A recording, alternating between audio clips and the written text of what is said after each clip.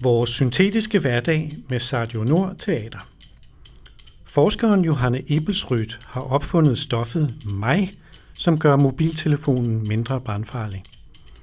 Da Ebelsrødt en dag kommer til Arktis, møder hun MAI igen og ser med egne øjne, at MAI faktisk er en miljøgift, som påvirker det sårbare miljø.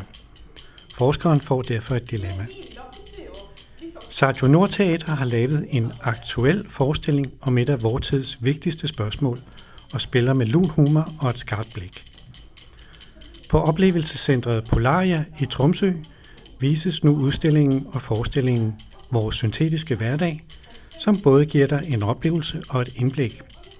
Er det faktisk sådan, at en ny telefon, en fladskærm eller en rynkecreme påvirker vores klode? Forestillingen kan bestilles hos Radio Nord Teater på engelsk, norsk eller dansk.